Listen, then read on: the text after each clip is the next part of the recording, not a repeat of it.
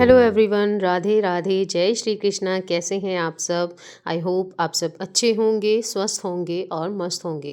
तो जी, आज के ब्लॉग में हम बात करने वाले हैं कि हम अपने दिन में है ना ऐसे कौन कौन से काम करें जिनकी वजह से है ना हमारी जो ज़िंदगी है ना वो थोड़ी सी अच्छी हो सके, ठीक हो सके और हमारे अंदर ना एक कॉन्फिडेंस डेवलप हो सके अपने दिन को अच्छे तरीके से यूज़ करने का, उसे प्रोडक्टिव बनाने का।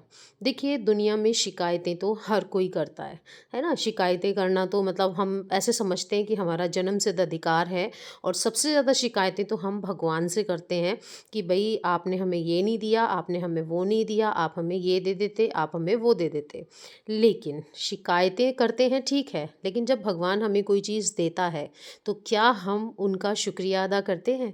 क्या हम उन्हें थैंक यू खड़े होकर कभी बोलते हैं कि थैंक यू भगवान जी, आपने मुझे ये चीज़ दी? नहीं बोलते। तो आपको क्या करना है कि हर सुबह उठकर सबसे पहले आपको शुक्रिया करना सीखना है, भगवान को थैंक यू बोलना सीखना है। क्यों बोलना सीखना है? क्योंकि उन्होंने आपको एक और दिन जीने का मौका दिया है। एक दिन और दिया है कि आप अपनी ज़िंदगी में कुछ अच्छा कर पाएँ। क्योंकि ज़रूरी नहीं कि जो इंसान रात को सोते हैं, वो हर इंसान अगली सुबह देख पाता हो। तो सबसे पहले तो भगवान का शुक्रिया एक नया दिन देने के लिए करें, और उसके बाद में उन्होंने हमारे जीवन में जो भी हमें दिया है ना, उसके लिए भी उनका शुक्रिया करना चाहिए। और भगवान से प्रार्थना करनी चाहिए कि अगर कोई मुसीबत आए तो प्रभु आप संभाल लीजिएगा और हमें उस प्रॉब्लम से निपटने की शक्ति दीजिएगा। ना कि हम ये कहें कि ये मेरी लाइफ में ये प्रॉब्लम क्यों आ गई, मेरे साथ ही ऐसा क्यों होता है। ये सब करने से कुछ नहीं होगा। आपको सिर्फ भगवान से ये कहना है कि प्रभु मुझे जो है ना इन प्रॉब्लम से निपटने के लिए शक्ति दे, ताकि मैं इन जो भी मेरे जीवन में समस्याएं आई हैं मैं इनका सामना कर सकूं, और साथ ही साथ आप मेरा मार्गदर्शन करें। तो सबसे पहली जो चीज़ है वो यही है कि सबसे पहले आप थैंक यू कहना सीखिए, शुक्रिया करना सीखिए। इसके बाद में जी दूसरी जो चीज़ है वो आपने क्या करनी है कि जब भी आप सुबह नहा धोकर तैयार होते हैं और शीशा देखते हैं, तो अपने आप से एक बार ज़रूर कहिए कि वाह, मैं बहुत खुश हूँ, मैं कितनी अच्छी हूँ, मैं जो है मैंने सब कुछ कितना अच्छे से मैनेज किया हुआ है। क्योंकि जब हम खुद को इस तरीके से एप्रिशिएट करते हैं ना, जब हम खुद की तारीफ़ करते हैं, खुद को अच्छा बताते हैं, तभी बोलते हैं कि हाँ, जो दुनिया है ना, जो हमारे आसपास की दुनिया है, वो भी हमें उसी तरीके से देखने लगती है। ज़रा सोच कर देखिए, अगर हम खुद ही अपने बारे में नेगेटिव बातें दूसरे लोगों से कहेंगे कि भाई मैं तो आज ये नहीं कर पाई, मैं वो नहीं कर पाई, मैं जीवन में ये करना चाहती थी पर मैं नहीं कर पाई, मेरी परिस्थितियाँ ऐसी थी, इससे क्या ही फ़र्क पड़ जाएगा। उल्टा आपने सामने वाले की नज़र में अपनी इमेज इस तरीके की बना लेंगे कि हाँ भाई, ये इसी तरीके का इंसान है जो कि अपने जीवन में कुछ भी नहीं कर पाया। वहीं दूसरी तरफ अगर आप खुद को हमेशा इस तरीके से दिखाएंगे कि भाई मैंने जीवन में बहुत कुछ किया है, मैं बहुत कुछ ऐसा कर रही हूँ जो कि शायद कोई दूसरा ना कर पाए, है ना, और मैं जो है अपने घर को बहुत अच्छे से मैनेज कर रही हूँ, मैं जो है अपने परिवार को सुखी रख पा रही हूँ, तो इस तरीके की बातें आपको बोलनी है। क्योंकि देखो, बुराइयाँ करने के लिए, गलतियाँ निकालने के लिए दुनिया काफ़ी है, ठीक है ना? तो कम से कम आपको खुद पर इतना विश्वास होना चाहिए कि मैं जो कर रही हूँ, सही कर रही हूँ, और मेरी वजह से किसी को कोई तकलीफ़ नहीं हो रही है। तो जैसा आप अपने बारे में सोचेंगे ना, दुनिया वाले भी आपके बारे में वैसा ही सोचेंगे। तो अपनी तारीफ़ करना शुरू कीजिए। आगे बढ़ते हैं कि देखिए, हमारा दिमाग है, सारा दिन पता नहीं कितनी बातें इसमें आती हैं जाती हैं, है ना, बहुत सारे विचार हमारे दिमाग में चलते रहते हैं। और इन सब विचारों की वजह से हमारा जो दिमाग है ना, वो हमेशा अशांत रहता है।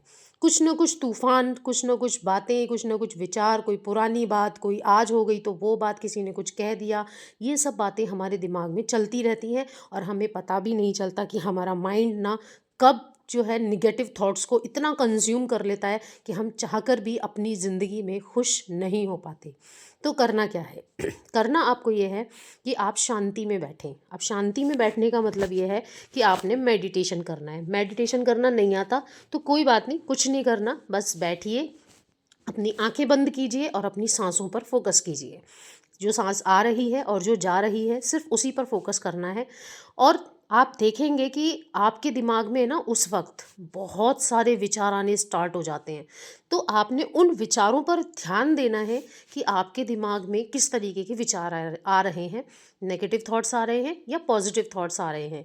ये चीज़ आपको हेल्प करेगी अपने बारे में ये जानने में कि आप के अंदर जो विचार हैं वो नेगेटिव ज़्यादा है या पॉजिटिव ज़्यादा है। जब हमें हमारी कमी पता चल जाएगी ना कि हमारे माइंड में नेगेटिव विचार ज़्यादा आते हैं, तो हम अपने आप को पॉजिटिव विचारों की तरफ ले जाने की कोशिश शुरू कर देंगे, जिससे कि हमारे जो लाइफ है ना उसके अंदर पॉजिटिविटी ऐड होना स्टार्ट हो जाएगी। तो इसकी प्रैक्टिस आपको करनी ही पड़ेगी। आप शांति में बैठेंगे ना, तब आपको पता चलेगा कि एक्चुअल में आपके अंदर किस तरीके के विचार जो हैं उनकी क्वांटिटी ज़्यादा है। तो उसके अकॉर्डिंग फिर आप ना एक्शन ले पाएंगे। नेक्स्ट जो पॉइंट है वो ये है कि पूजा पाठ अवश्य करें। भगवान जी की प्रार्थना ज़रूर करें। कुछ भी नहीं आता तो हाथ जोड़कर भगवान के सामने खड़े हो जाएं, दिया जलाएं और भगवान जी से सिर्फ इतना कह दें कि प्रभु आपका बहुत बहुत धन्यवाद, आपने जो भी चीज़ें मुझे दी हैं उन सब के लिए आपका बहुत बहुत शुक्रिया। आप इसी तरह से हमेशा अपनी कृपा मुझ पर बनाए रखें। ऐसा करने से देखिए, जब भी दिया जलता है, घंटी बजती है ना, तो ये जो चीज़ें होती हैं ना, इनसे जो एक ऑरा क्रिएट होता है ना, वो हमारे आसपास की, हमारे मन की जो भी नेगेटिव चीज़ें होती हैं ना उनको दूर करने में हेल्प करता है। और जब नेगेटिविटी हमारे जीवन से दूर जाती है ना, तो हमारी लाइफ में बहुत ही ज़्यादा सब कुछ अच्छा अच्छा होने लगता है, हमें सब कुछ अच्छा अच्छा लगने लगता है। तो आपको पूजा पाठ भी ज़रूर करनी है। इसके बाद में आपको क्या करना है, थोड़ा सा योगा करें। अब देखिए, योगा में ज़रूरी नहीं है कि आपको बिल्कुल एकदम परफेक्ट सब चीज़ें आनी ही चाहिए। योगा में कुछ नहीं आता तो कपालभाति कर लीजिए, अनुलोम विलोम कर लीजिए, भ्रामरी प्राणायाम होता है जिसमें ओम करके बोला जाता है ना, आप वो वाला प्राणायाम भी कर सकते हैं। तो जो चीज़ आपको आती है ना बिल्कुल आसान तरीके से, आप वो चीज़ें फॉलो कीजिए और आप देखेंगे कि इन चीज़ों की वजह से हमारा जो मन और मस्तिष्क जो भी है ना वो एकदम शांत हो जाता है और नए विचार जो है ना वो हमारे दिमाग में आते हैं और हम अपने जीवन में ग्रोथ करने की तरफ बढ़ने लगते हैं। क्योंकि रियल मीनिंग जो होता है ना फिटनेस का, वो ये नहीं होता है कि आप कितने फिट हैं, आपका फिगर कैसा है, नहीं। जो रियल फिटनेस होती है ना फ्रेंड्स, वो होती है कि आपको कोई बीमारी नहीं है, आप एक्टिव हैं और आप अपने सारे काम बहुत ही ज़्यादा अच्छे तरीके से कर पा रहे हैं। ये है जो फिटनेस है ना, उसका रियल मीनिंग ये होता है। तो जल्दी ही आप लोग ऐड कीजिए अपनी लाइफ में ये छोटी छोटी सी बातें, और फिर आप लोग मुझे कमेंट करके बताइएगा कि आपकी लाइफ में क्या चेंज आए। क्योंकि किसी भी चीज़ को करने के लिए 21 दिन का समय कम से कम हमें देना होता है, क्योंकि 21 डेज़ में ना हमारे अंदर ये हैबिट्स जो हैं वो बन जाया करती हैं। तो चलिए, आज के व्लॉग को यहीं पर कंप्लीट करते हैं। आई होप आप लोगों को ये व्लॉग अच्छा लगा होगा।